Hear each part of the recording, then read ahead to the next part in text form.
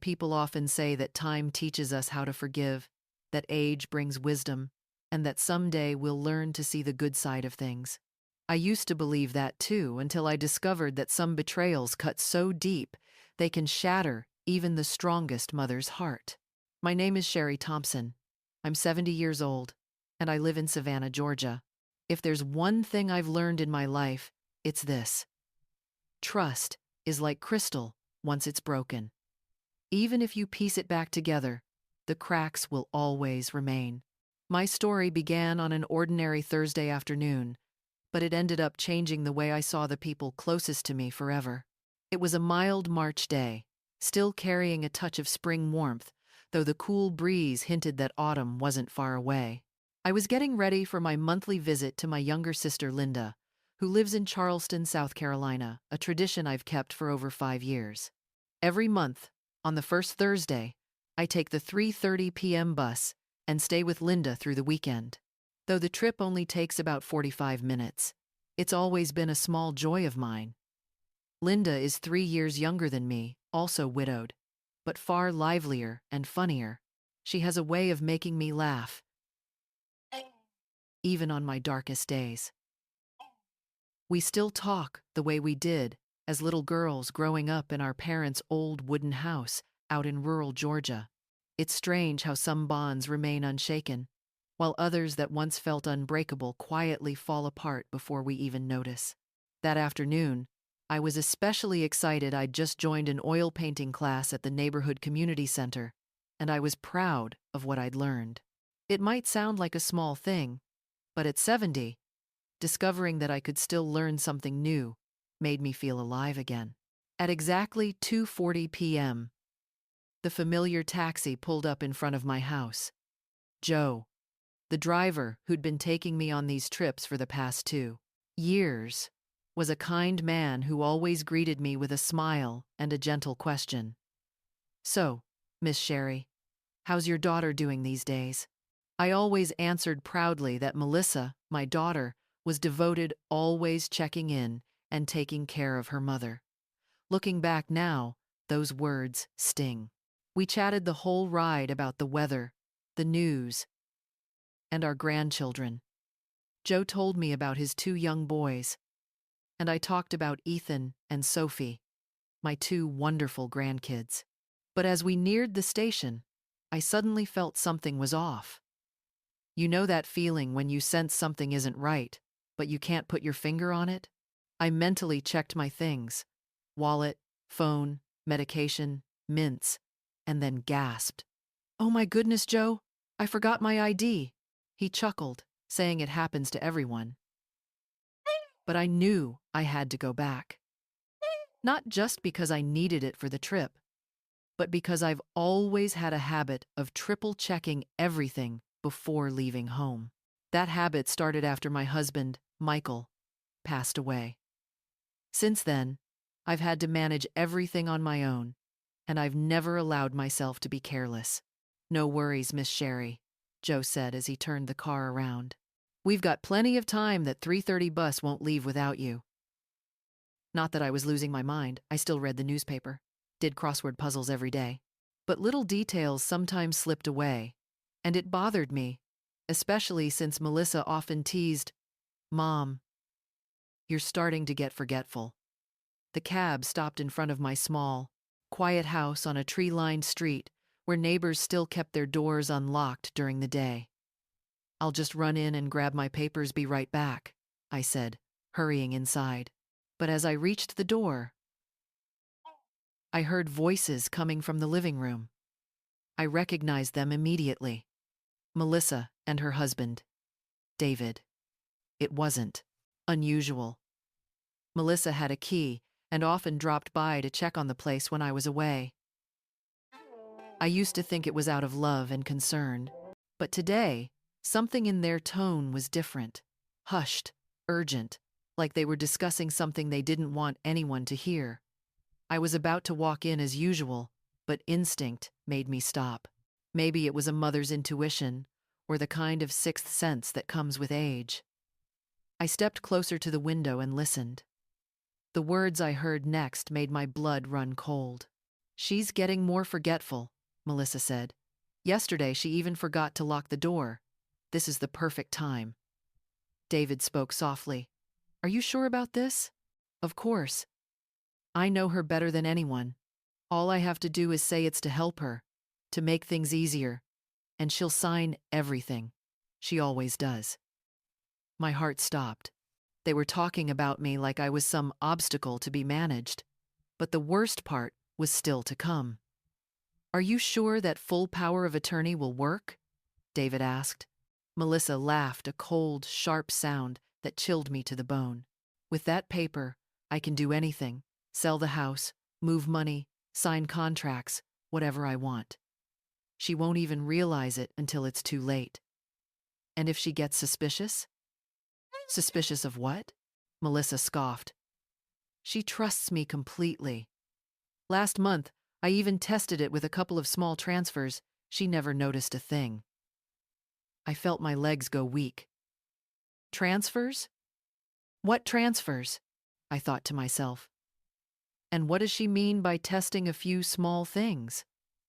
Melissa, are you sure you have to do this? Asked David, my daughter's husband, his voice hesitant. I mean, she's still your mother after all. She's my mother, David, Melissa replied coldly. But she's not stupid. If we keep borrowing money, she'll start getting suspicious.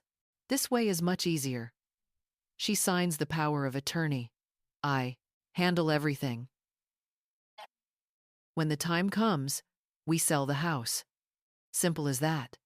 I leaned against the wall, feeling the world spin around me. My own daughter, the child I had raised with every ounce of love I had, the one I had supported through every decision, the one I thought of as my best friend, was plotting to take everything I owned. Worse, she was talking about me as if I were a senile old woman, incapable of making decisions for myself. Did you prepare the paperwork? David asked. Everything's in the blue folder, Melissa said. All that's missing is her signature. I'll bring it next week, when she's more relaxed. After her visit with Aunt Linda, she always comes home softer, more emotional. That'll be the perfect time to get her to sign. I froze. They were even using my visits with my sister, those precious, peaceful weekends, to manipulate my emotions.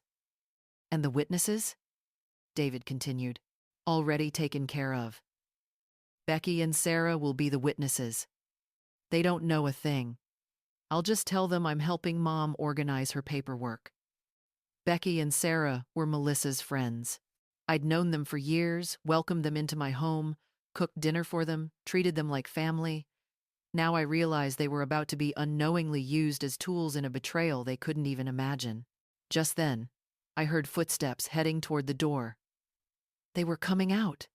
My heart pounded wildly. I stepped back from the window, took a deep breath to steady myself, and quickly walked outside, pretending I had just returned to grab something.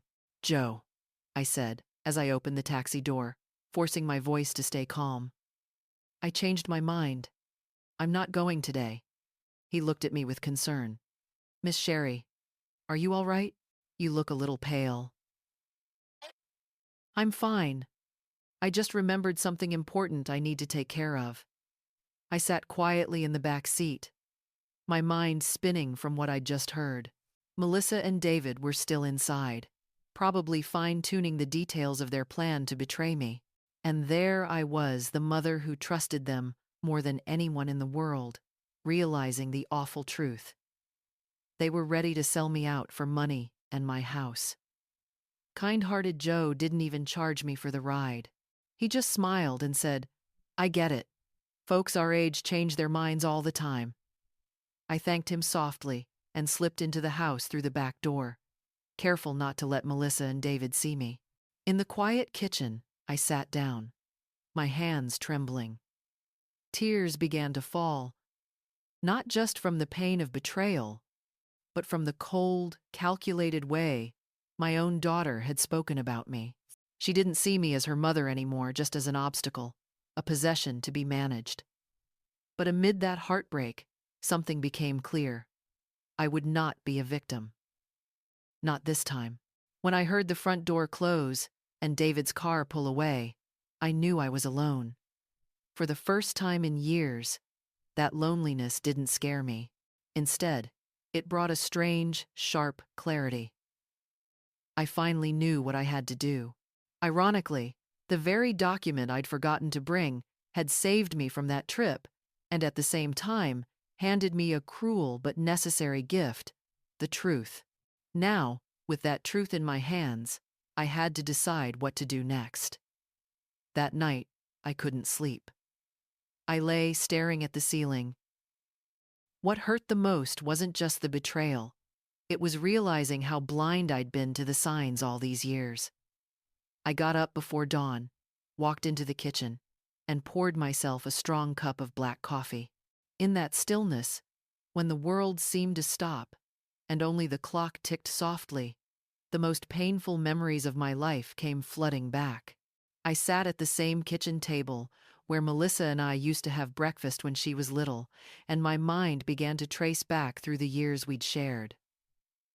Melissa was born when I was 22, young, hopeful, and completely clueless about motherhood. Her father, Tom, was charming, the kind of man who could make any woman feel like she was the center of his world. In the early years of our marriage, I truly believed I had a happy family. But Tom had a serious problem gambling. It started with friendly poker games, then sports betting, and eventually anything that could involve a wager. I only realized how deep he was in when Melissa was 6, the day 2 strange men showed up at our door, demanding money I didn't even know he owed.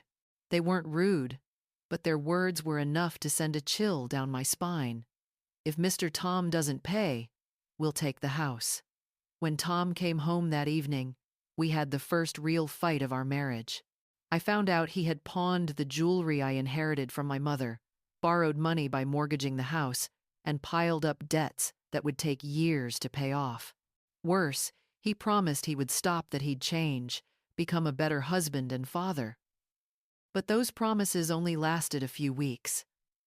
For the next 2 years, I tried everything to save our marriage. I went back to sewing, taking any job I could find, fixing clothes, tailoring dresses, embroidering tablecloths, working late into the night after Melissa, my daughter, had gone to sleep. I just wanted to fill the holes in our finances that Tom kept digging.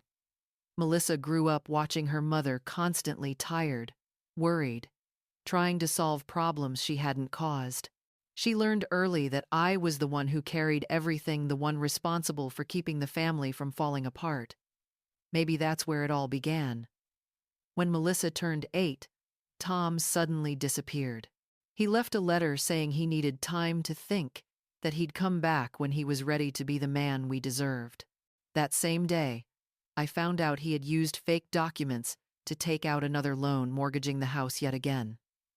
I can still picture myself sitting on the kitchen floor, holding the letter in one hand and the bank notice in the other, while Melissa asked, "Mom, why are you crying? How do you explain to an 8-year-old that her father not only left, but also abandoned her and her mother with nothing?" From that day on, it was just the two of us against the world. I swore I would do whatever it took to make sure Melissa never went without. I worked endlessly, sacrificed everything, sold whatever had value to pay off Tom's mistakes. Those were incredibly hard years. Melissa went to school in the mornings, and I sat at my sewing machine all day. When she got home, I helped her with homework, cooked dinner, then went back to work after she went to bed. I slept only a few hours each night, but I always tried to be there whenever she needed me.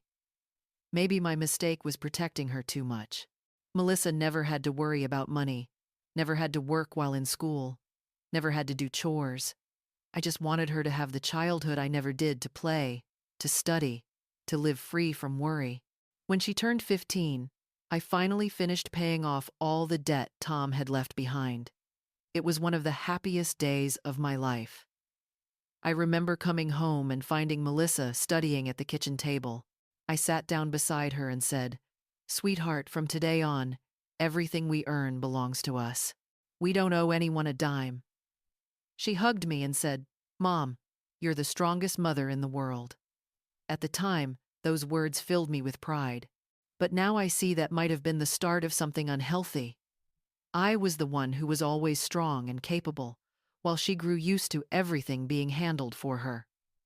Melissa was smart, but not very practical. When she turned 18, I was still the one handling her paperwork, her part-time job paychecks, and all the small adult responsibilities. She said I was better at it, and she just wanted to focus on school. When I met David, I was truly happy for her. He seemed like a good man, polite, hardworking, respectful. Whenever he came over, he always greeted me warmly, complimented my cooking, asked about my health. I honestly thought my daughter had finally found a man who was nothing like her father. Their wedding was simple, but beautiful. I paid for most of it using the money I had saved over the years.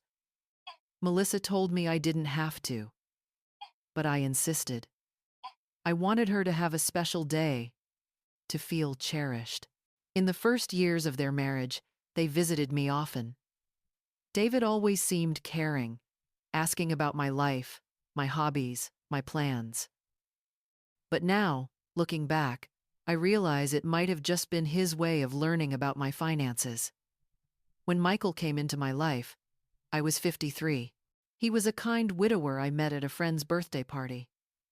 Michael was an accountant, cautious, considerate, and always eager to share responsibilities, the complete opposite of Tom. At first, Melissa was wary. She said I didn't need a man, that we were fine just the two of us. But over time, Michael earned her trust. He respected her place in my life and treated her like his own daughter. When Michael and I got married, Melissa was expecting her first child. That was one of the happiest times of my life. Michael was a wonderful grandfather, filling our home with laughter. "Sherry, you've worked your whole life," he said. "It's time to rest a little." He was right. My body was starting to ache from the long hours at the sewing machine, and by then, our finances were stable. When Michael passed away 6 years ago, I thought my world had collapsed. He died of a sudden heart attack, no warning, no goodbye. In a single moment, I became a widow again, this time at 65. It was around that time that Melissa started showing up more often. She came by almost every day, always asking if I was okay, if I needed anything. At first, I was touched by her concern. After so many years of living independently, it felt comforting to have someone care about me. "Mom, you shouldn't drive alone anymore," she said. "What if something happens on the road? What if you get tired?" Those words sounded so sincere, so full of love. "Let me handle your bills for you," Melissa added. "You're grieving right now, Mom. You shouldn't have to worry about paperwork and payments." I agreed, thinking she was just trying to protect me.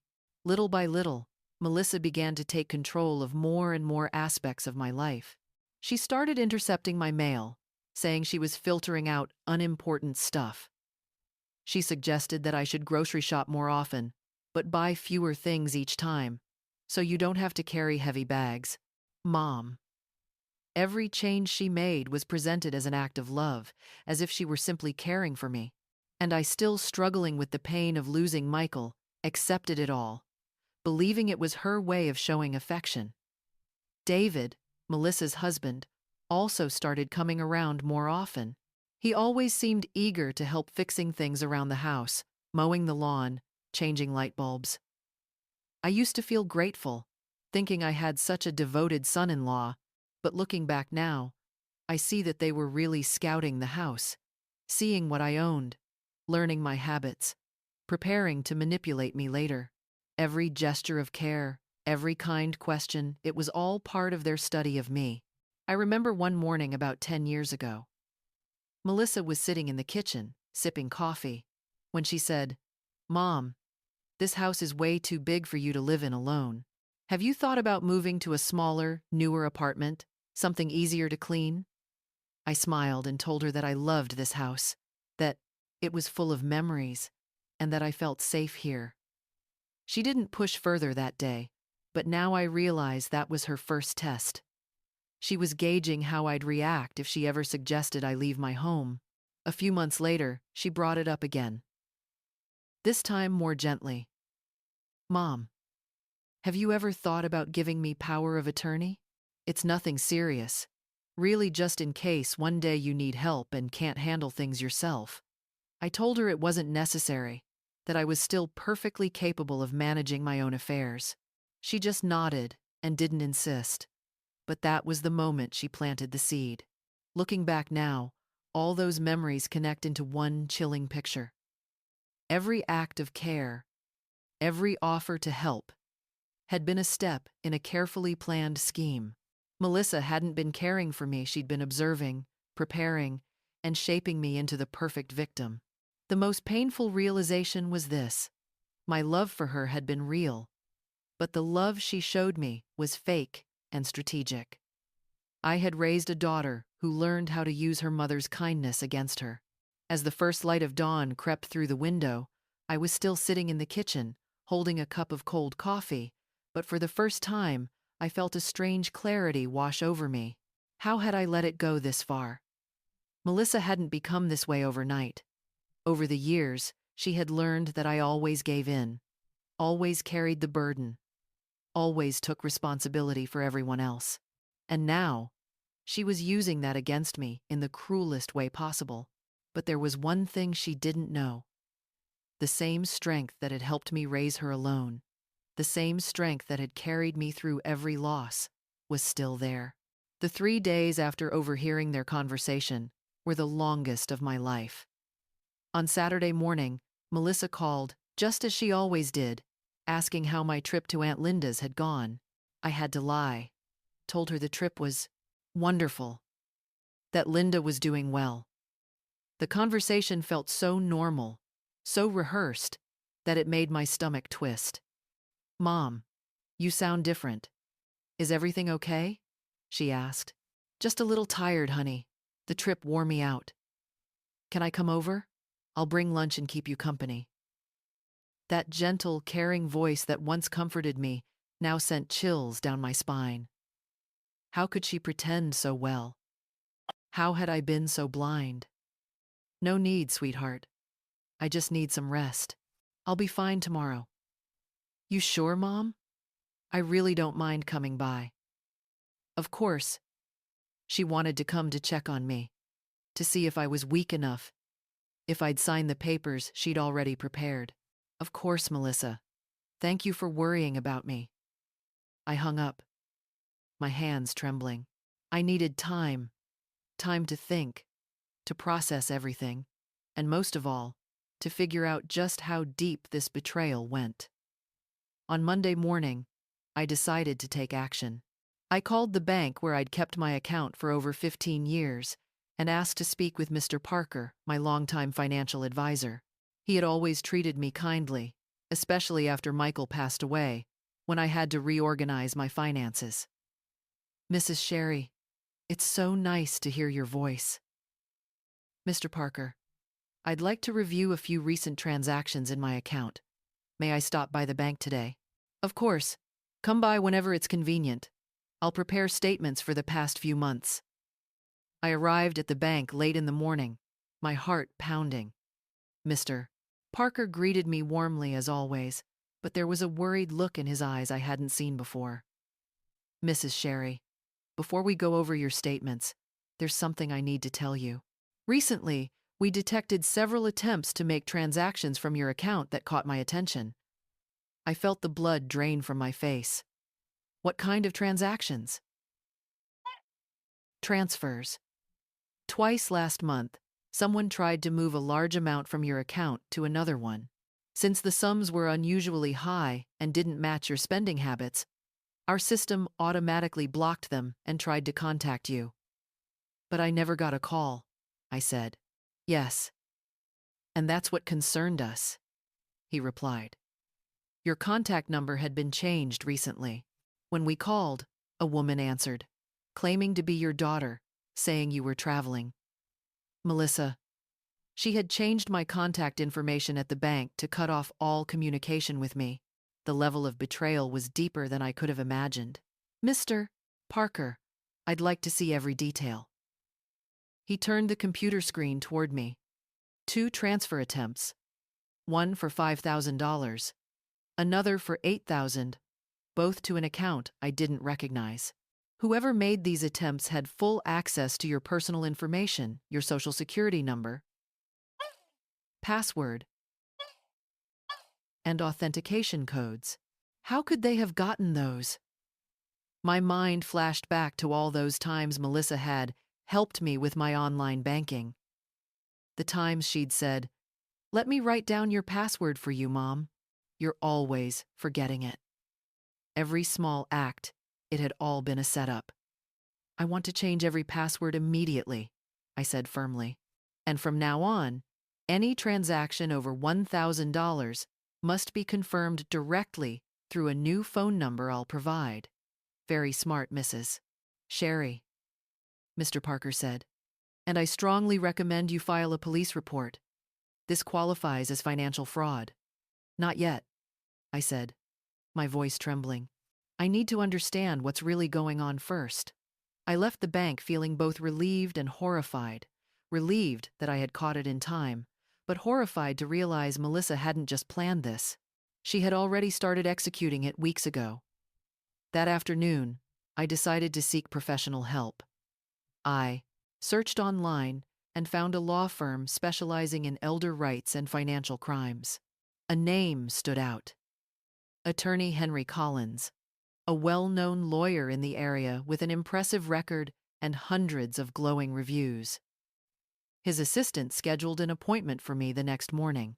I spent the entire night practicing how to explain everything without sounding like a paranoid old woman. Mr. Collins turned out to be a middle-aged man with a kind but serious demeanor. He listened attentively, took careful notes, and never once looked skeptical. "Mrs. Sherry, I'm very sorry, but your case isn't rare," he said. "In recent years, scams targeting the elderly have risen sharply and sadly. Most of them are committed by family members." "But she's my daughter," I whispered, my throat tightening. "And that's exactly why she was able to gain your trust and access to your habits and personal information," he said gently. He explained that U.S. law has strict protections against this kind of abuse. What your daughter is doing could be prosecuted as fraud, forgery, and misappropriation of personal assets, he said clearly. Most importantly, he taught me how to document every suspicious action going forward. The best defense right now is prevention. Keep a detailed record of everything that happens, every conversation. And I recommend you install a small recording device on your phone to capture any questionable calls. I left his office with a thick folder of documents and, for the first time in days, I felt in control again. I was no longer a helpless victim. I had rights, choices, and the strength to protect myself. In the days that followed, I began to watch Melissa and David with new eyes. So when Melissa came to visit on Wednesday, I was ready. "You look brighter today, Mom," my daughter said, giving me a light hug. "I feel better now." "Thank you," I replied. I noticed how her eyes wandered around the house, lingering a little too long on the antiques, the framed photos, the old wooden cabinets. It wasn't the look of nostalgia, but the cold, calculating gaze of someone quietly estimating value. "Mom," she said, "I think maybe you should tidy up the house a bit. Get rid of things you don't use. Keep only what's really necessary." "Why the sudden interest in my housekeeping, Melissa?" I asked softly but firmly. "Oh, nothing, Mom. It's just, the house is big, and there's so much stuff. It must be tiring to keep everything organized." I realized she was testing my reaction to the idea of decluttering exactly as Attorney Collins had predicted. "Actually, I like things just the way they are. Every item here holds a memory." I caught a flash of irritation in her eyes before it disappeared behind a polite, practiced smile. "Of course, Mom. It was just a suggestion." When David arrived, My suspicions grew stronger. He greeted me politely as always, but I saw how his eyes darted from corner to corner, scanning every object in the room, and his harmless small talk was really a series of subtle appraisals. Mrs. Sherry, this wooden cabinet is beautiful. Hardly anyone makes craftsmanship like this anymore. That's right, I said. My husband, Michael, built it in our first year of marriage. But honestly, antiques like this can sell for quite a bit these days. Every word out of David's mouth was a calculation. Every smile, a mask for greed. They were mentally cataloging everything I owned, figuring out how much they could make once it was all sold. Over dinner, Melissa brought up the subject of the power of attorney again, this time more smoothly. Mom, Laura from the bakery told me she just made a power of attorney for her daughter. She said it makes her feel secure now, knowing that if anything happens, her daughter can handle things for her. What kind of things? I asked, keeping my tone calm. Oh, you know, bank stuff. Taxes. Paperwork. All those boring administrative things. Her daughter takes care of everything. She doesn't have to worry about a thing. David chimed in. Actually, that's pretty smart, Mrs. Sherry. It's just a precaution. If you ever had a sudden health problem, having someone authorized to act on your behalf could save a lot of trouble. They were working together, laying the psychological groundwork for their final move. But this time, I knew the script. Sounds like a good idea, I said. But I still feel perfectly capable of managing everything myself. Of course, Mom. Melissa smiled. No one's saying you can't, it's just being prepared, that's all. When they left, I immediately turned off the recorder on my phone and wrote down every detail of the conversation just as attorney Henry Collins had instructed. In the days that followed, I stayed alert and kept investigating. One afternoon, while Melissa was in the bathroom, I quietly checked her purse. Inside, I found a folder containing copies of my personal documents, my ID card, social security number, property deed, and savings account book, all the things she had helped me organize over the past few months. I also found handwritten notes lists estimating the value of my assets, addresses of real estate offices, and contact info for a few legal clerks. It was a detailed blueprint for stealing everything I owned. But the biggest shock came when I found a note in her planner that read, "Power of attorney witnesses confirmed next week." They were moving quickly. That night, I called Attorney Collins and told him everything I'd discovered. "Mrs. Sherry, they're getting ready to make their final move," he said. "You need to be prepared when they bring the documents." "What should I do?" I asked. "Act normal, but record everything. When they present the power of attorney, capture the entire conversation. We'll need solid evidence of coercion." I hung up, my heart pounding but resolute. The battle had only just begun, but this time, I had weapons of my own. Melissa had underestimated her mother. She thought she was dealing with a frail old woman, but she was about to learn that the woman who once raised a child alone and rebuilt her life after countless heartbreaks was still here, stronger and sharper than ever. The game had changed, and this time, I was the one who knew the rules. On Friday morning, while I was watering the garden, the phone rang. It was Melissa, her voice sugary sweet, the kind of tone I now recognized as a warning sign. "Mom, I'm bringing the kids over for lunch today, okay? It's been so long since they saw you." My chest tightened. She was using the children, her cruelest weapon, because she knew I could never say no to them. "That sounds wonderful, sweetheart. What time will you be here?"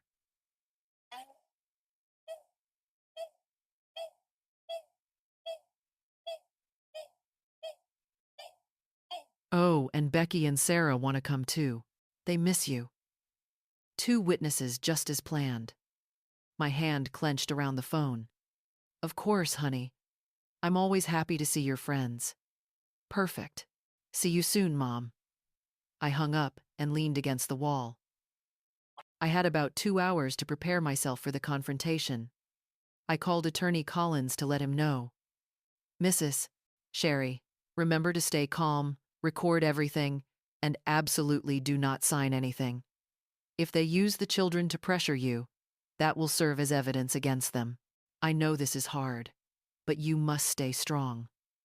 I spent the rest of the morning preparing a nice lunch, not to please Melissa, but because I wanted my grandchildren to have a proper meal. They weren't to blame for any of this. At exactly 11:30, I heard the sound of cars pulling into the driveway. 2 of them, one belonging to Melissa, the other to David. I took a deep breath, turned on my phone's recorder, and went out to greet them. Grandma! Little Ethan and Sophie, 8 and 6, ran to hug me tightly. That moment made my heart ache. The children loved me genuinely, with the pure kind of love only kids can give, and now they were being dragged into a dirty game. I missed you both so much. You've grown so fast, I said softly. Melissa kissed my cheek, wearing that smile I now knew was fake. I brought them so you wouldn't feel lonely, Mom.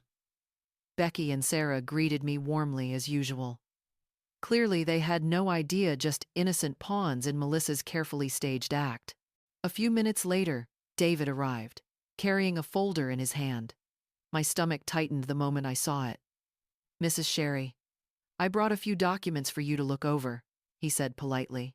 No rush, just when you have time. What kind of documents, David? I asked, keeping my voice steady. Oh, just some administrative stuff. Melissa thought it might make things easier for you. I tried to listen, to act normal, but my mind kept drifting back to that folder sitting on the coffee table. Becky and Sarah talked casually about the weather, grocery prices, and a few Netflix shows, innocent small talk, unaware they were part of a scene scripted down to the last detail. After lunch, while Ethan and Sophie were playing in the yard, Melissa came closer. Mom, why don't you take a quick look at those papers? My friends are here, they can serve as witnesses. Witnesses for what, Melissa? I asked, looking her straight in the eye. Oh, just to confirm that you're healthy, clear-minded, and fully capable of making decisions. It's just a formality. David placed the folder on the table, opened it, and spread out the documents. There were several papers, but one stood out the full power of attorney, just as I had suspected. Take a look, Mrs. Sherry, he said. It's really simple. With this, Melissa can help you with everything: banking, paperwork, legal matters. It'll just make life easier for you. I picked it up and read every line carefully. The document granted Melissa full control over my accounts, my property, my contracts, even my medical decisions. It meant handing over my entire life to my daughter. This is far too broad. Don't you both see that? I said. Right then, Ethan ran in from the kitchen, his innocent voice cutting through the tension. Grandma, Mom said you're helping us buy a new house, right? I froze. Melissa had told the kids about her plan to use my money. Ethan, come here, honey, Melissa said quickly, her voice betraying a hint of panic. Let Grandma finish reading the papers first. But the boy kept talking, innocent as only a child could be. Mom said the new house will have a pool, and Grandma will live in a small apartment, one without stairs. At that moment, little Sophie ran over too. Grandma, is it true you're giving Mom this house? I looked straight at Melissa, her eyes wide with alarm. She hadn't expected her own children to reveal everything right in front of her witnesses. You kids misunderstood, Melissa said quickly. Grandma's just signing a few little papers, that's all. Nothing big. But it was already too late. Becky and Sarah exchanged uneasy glances. Melissa, are you trying to sell your mother's house? Becky asked. No, you're misunderstanding. It's complicated. Melissa replied, struggling to stay calm. David jumped in. It's really just about organizing the assets more conveniently. Everything's for Mrs. Sherry's benefit. I had heard enough. I set the stack of papers down on the table and looked directly at my daughter. Anything today. Her entire expression changed. The gentle mask vanished, replaced by anger and panic. Mom, why do you always make things so difficult? This is simple. I'm not making it difficult. I'm being careful, I said firmly. Melissa shot to her feet, the chair screeching across the floor. This is ridiculous. They came here for you? And this is how you act? Becky and Sarah looked at each other, clearly uncomfortable. Melissa, Sarah said gently, maybe you should give your mom some time to think. Think about what? She's just being stubborn for no reason, Melissa snapped. At that moment, Sophie came running in, her eyes wide. Mom, why are you yelling at Grandma? The room went completely silent. Melissa realized she had lost control in front of everyone, even her own children. I'm not yelling, sweetheart. We're just talking, she said, forcing a smile. Ethan walked toward me, worry written all over his face.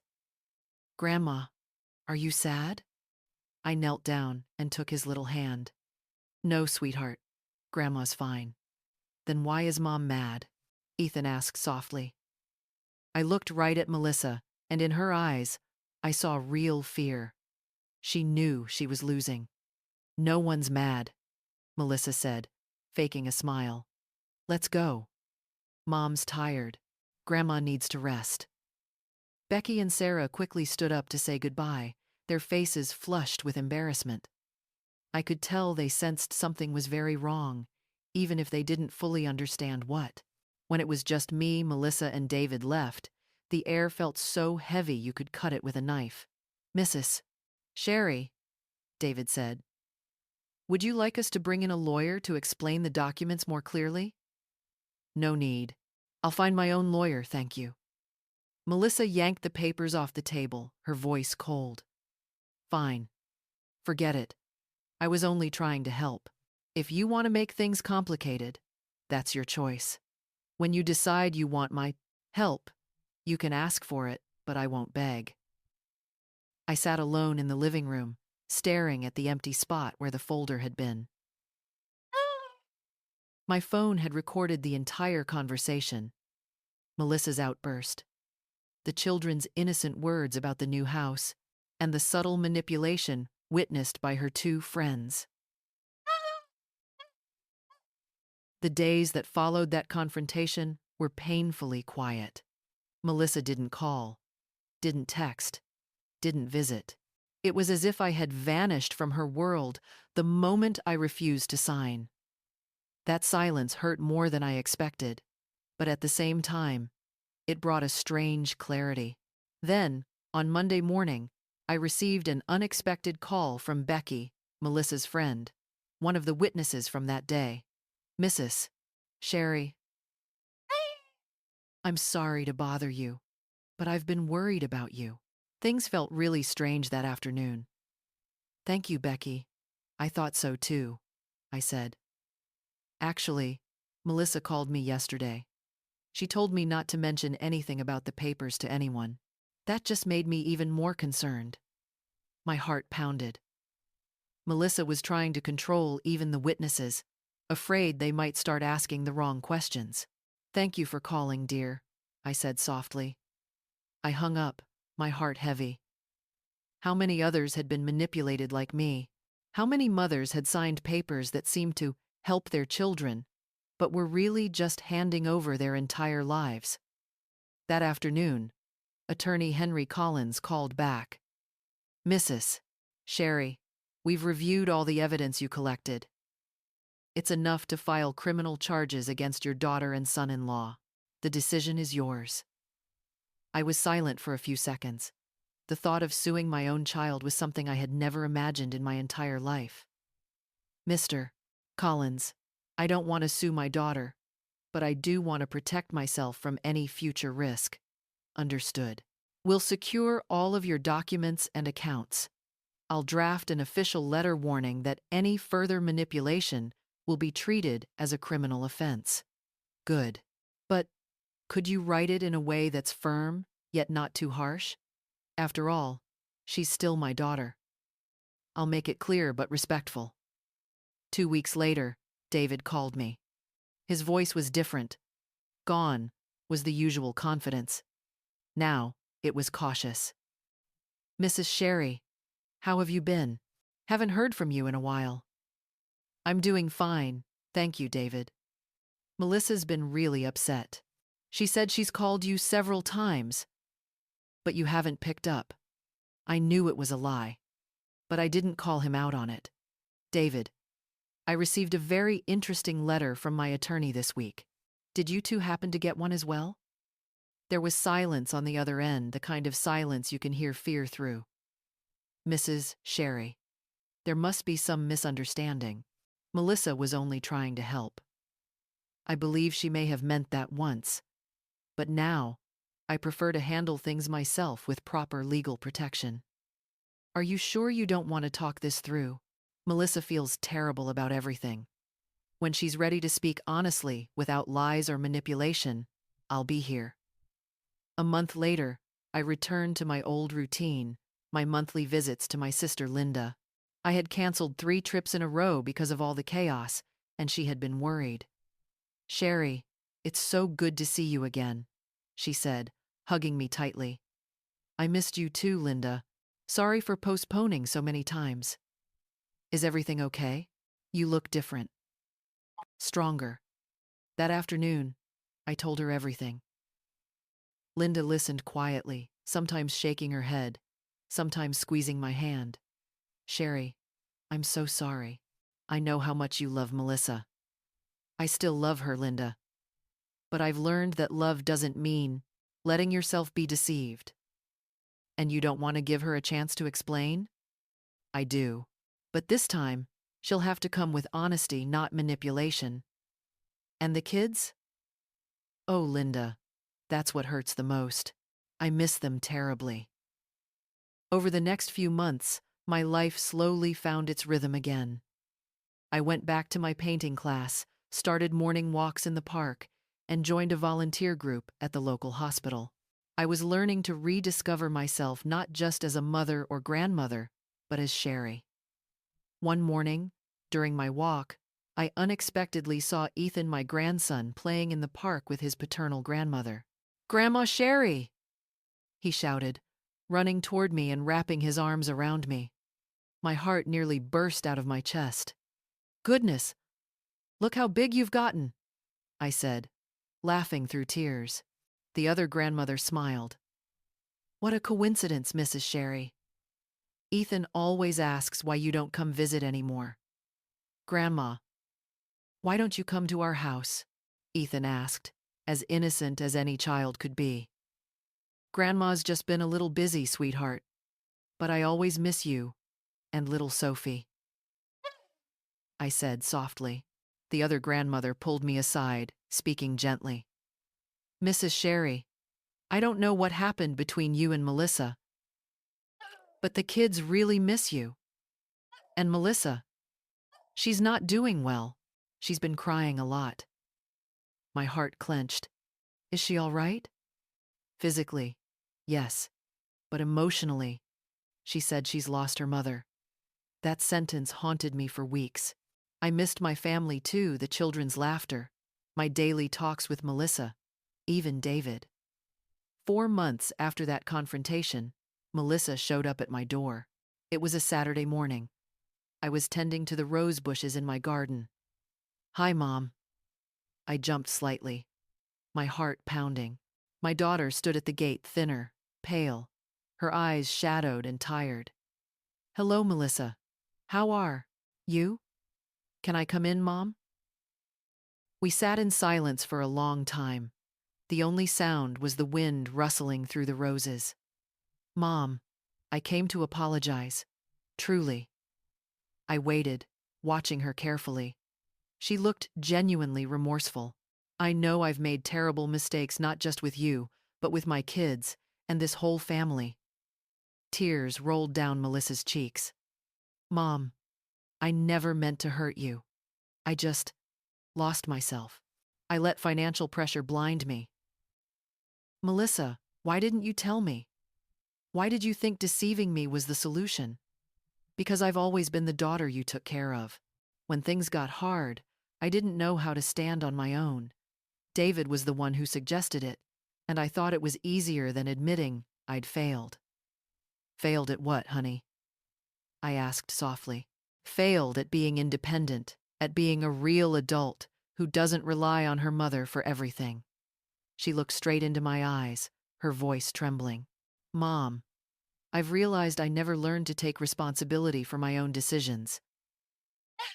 And when I finally tried, I did it in the worst way possible. Her confession made my throat tighten. In that moment, I knew that part of the blame was mine too. Melissa, I share some responsibility for this. Maybe I protected you too much, made things too easy. No, Mom, she said, wiping her tears. I misunderstood your love. I thought it was your duty, that you were supposed to always save me. We talked for over 2 hours. Melissa told me about the mounting debts, how David had lost his job, how desperate things had become. She wasn't making excuses, she was simply explaining. Mom, I broke up with David, not just because of everything that happened, but because I realized he was a bad influence. I want to start over to take responsibility for my life. And how are you doing financially now? It's tough, but I'm working twice as much. The kids stay with their paternal grandmother during the week so I can pick up extra shifts. I'm slowly paying off the debts. A quiet sense of pride welled up inside me. My daughter was finally facing her mistakes and standing on her own, even if it came late. But you need to understand our relationship has to change. What do you mean, Mom? It has to be more balanced. I can't keep carrying everything while you wait for things to be handed to you. I understand, and I agree. And about money, if you ever need help, just ask directly. No games, no manipulation. I'll consider it based on what I can do. But never again make decisions that involve me without asking. I'm perfectly capable of taking care of myself. I know, Mom, and I promise I'll never disrespect you like that again. We hugged and cried together. It wasn't the end of our problems, but the beginning of a new chapter in our relationship as mother and daughter. And the kids? I miss them so much. I'll bring them, Mom. They miss you too. Ethan mentions you every single day. In the months that followed, our relationship slowly began to heal. Melissa visited me every week, bringing the 2 little ones along. She told me about work, about her struggles, but also about the small joys of starting over. One day, she borrowed a small amount of money to pay off an urgent debt. This time, she spoke honestly, explained everything clearly, and even suggested writing a receipt. We both signed it like 2 adults. Mom, thank you for giving me a second chance, she said, one Sunday afternoon, while Ethan and Sophie played in the garden. Melissa, I smiled. Family is a place for second chances, but also a place where we must learn from our mistakes. I've learned, Mom.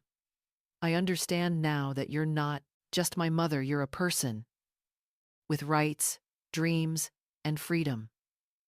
A year after everything, I can say our family is stronger, not because we pretended nothing happened, but because we faced the pain and grew from it. Melissa has rebuilt her life. She started a new relationship with a man I genuinely like. She's more mature now, responsible, and grounded. As for me, at 71, I've realized I can still set boundaries, still teach and learn, and still love more wisely than before.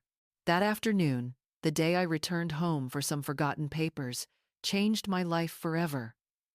Not because I discovered betrayal, but because I realized that real love sometimes has to go through hardship to become genuine. If there's one thing I've learned, it's this. Forgiveness doesn't mean forgetting or accepting everything again. It means giving each other a new chance, with clear boundaries and mutual respect. Family is never perfect. But when there's genuine love and a shared desire to grow together. This story is fiction inspired by real experiences, with names and places changed to protect the privacy of those involved. But its message remains true.